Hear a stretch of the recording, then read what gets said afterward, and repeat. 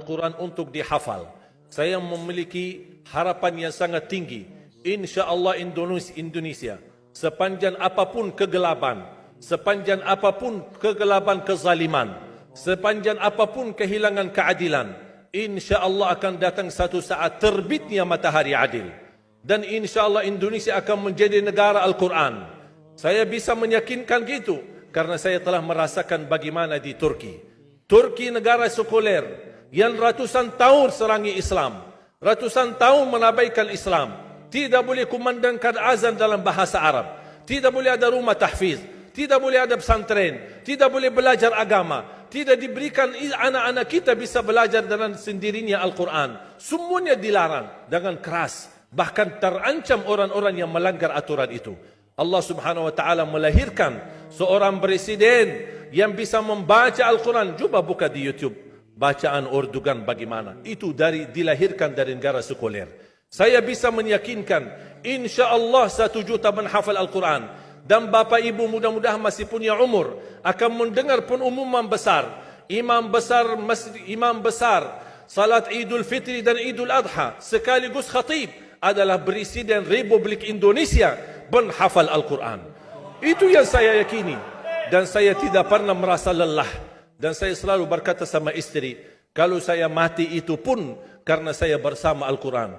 Wallahi jamaah sekalian, yang bersama Al-Quran tidak akan merugi. Berkah rizkinya, berkah umurnya, terjamin kebahagiaan. Allah Subhanahu wa taala hanya minta satu, berkenan bersama Al-Quran di dunia. Apa yang kita dapat? Apa yang akan dibalas? Akan Al-Quran temani kita di dunia, akan temani kita saat sakratul maut, akan temani kita di kuburan membela kita, akan menemani kita saat kita dibangkit oleh Allah, akan menemani kita saat hisab, akan menemani kita saat berjalan di atas sirat yang sangat tipis dan panjang, bahkan tajam jalanannya. Begitu sampai ke surga, apakah Al-Quran melepas? Tidak akan melepas. Al-Quran masih berkenan, padahal kita hanya cuma sekali berteman sama Al-Quran di dunia. Dia begitu luar biasa panjangnya bertemanan sama kita sampai ke surga. Bahkan akan temani kita masuk surga. Sebagaimana bersabda Rasulullah SAW, yuqalu liqari'il Quran, ahlul Quran di dunia yang kesibukannya baca, kesibukannya hafal, tidak membuangkan waktu sia-sia, selalu bersama Al-Quran. Allah suruh dia, bacalah dalam surgamu, naik derajatmu. Baca, naik lagi. Tambah lagi baca, naik lagi. Sampai di posisi mana pun anda berhenti baca, disitulah posisimu di dalam surga. Bagaimana kata Siti Aisyah di riwayat Imam Muslim, jumlah tingkatan-tingkatan dalam surga Allah sesuai jumlah ayat Al-Quran. Oleh karena itu tidak ada yang lebih tinggi di dalam surga Allah daripada Ahlul Quran. Cukuplah bahagia Ahlul Quran ketika di hari kiamat dipanggil. Semua manusia dibangkitkan oleh Allah. Malaikat memberikan pengumuman, mana Ahlul Quran? Berdiri, rapat, berdekatan. Mereka maju. Mau bawa kami ke mana? Kalian terpilih menjadi orang yang terdekat sama Allah. Karena Ahlul Quran adalah keluarga Allah Subhanahu wa ta'ala. Bukan hanya kita sendiri yang mendapatkan anugerahnya dan manfaatnya.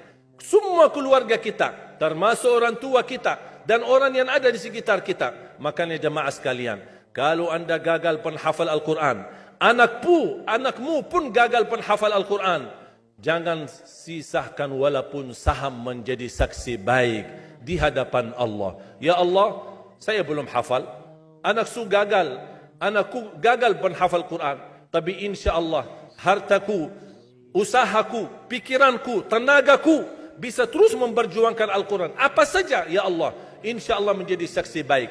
Dan nanti di hari kiamat, InsyaAllah kita bersama Ahlul Quran mendapatkan syafaatnya Al-Quran di hari kiamat. Kita sangat membutuhkan ayat-ayat yang dikumandangkan ketika meninggal dunia. InsyaAllah setiap satu huruf akan disalurkan 10 kebaikan. Mudah-mudahan semua yang hadir diberikan kemuliaan dan keanugerah dari Allah menjadi Ahlul Quran, penghafal Al-Quran, penghayati Al-Quran, para pencinta Al-Quran, berakhlak-akhlakul Quran. Ya Allah, aku mohon atas izinmu ya Allah, kami bersama-sama bertemu di masjid ini. Berilah kepada kami kemuliaan bersama-sama bersama Ahlul Quran di dalam surgamu ya Allah, ya Dzal Jalal wal Ikram, ya Arhamar Rahimin, ya Arhamar Rahimin. Anugerahlah kepada kami anak dan keturunan penghafal Al-Quran, anak dan cucu penghafal Al-Quran yang mampu menjaga nama baik keluarga kami, yang mampu membanggakan kami di hadapan-Mu hari kiamat, yang mampu menhadiahkan mahkota untuk kedua orang tua kami. Birahmatika ya Arhamar Rahimin. Ya Allah, maafkan kalau kami tidak berhasil menjadi penghafal Al-Quran.